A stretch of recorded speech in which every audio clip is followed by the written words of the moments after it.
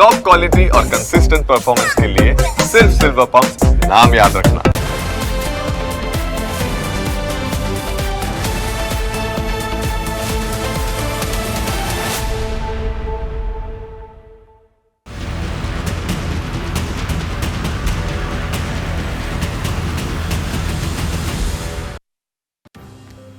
નોકરી છૂટી જવાનું દર્દ ખૂબ જ આઘાતજનક હોય છે।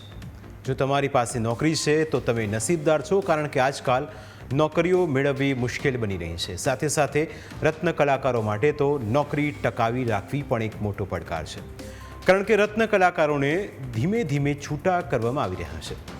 સુરતમાં દિવાળી પહેલાં જ 100 રત્ન કલાકારો છૂટા કરી દેવાયા છે।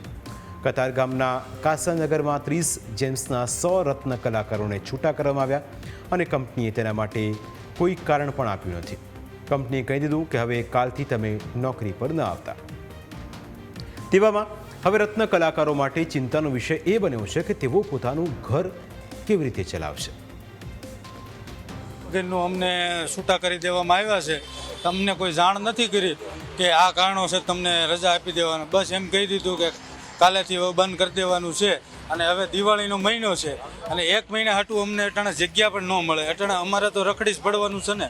અમારું વિચારો અને યુનિયનને અમારે એવું કહેવાનું છે કે અમને જે કોઈ પણ સહાય અમને મળે, જે કોઈ અમને શેઠ તરફથી કાંઈ પણ ન્યાય મળે, એ હાટુથી અમે આવ્યા છીએ ભાવેશભાઈ ટાક પાસે, બસ એવી રજૂઆત કરવી છે।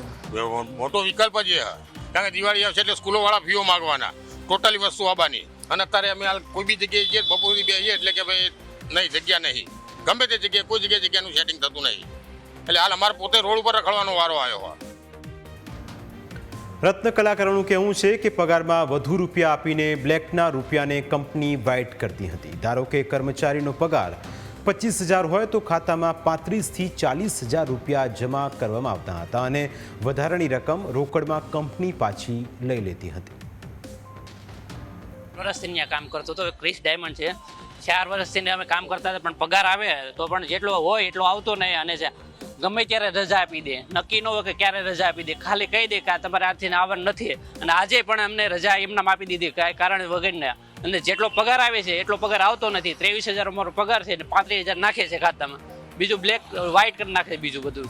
આ લોકોને 10 વર્ષથી આ કામ કરે છે, તો 10 વર્ષથી આ કામ કરતા હોય તો એને પીએફ, પીએસઆઈ, બોનસ, અગ્રજા, ગ્રેજ્યુટી આ બધા લાભો એને મળવા જોઈએ, તો એ લોકોને નથી ગ્રેજ્યુટી આપી, નથી બોનસ આપ્યું, નથી અગ્રજા આપી, નોટિસ પીરિયડનો પગાર આપ્યો, એમનામ છૂટા કરી દીધા।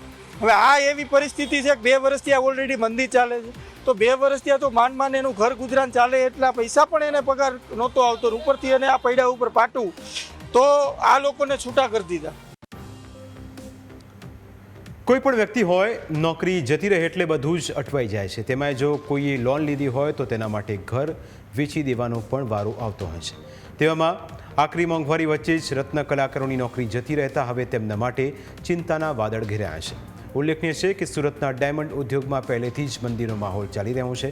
તેવામાં ડોનાલ્ડ ટ્રમ્પે 50% ટેરિફ લગાડતા હવે ડાયમંડ ઉદ્યોગને પડ્યા પર પાટું વાગ્યું છે।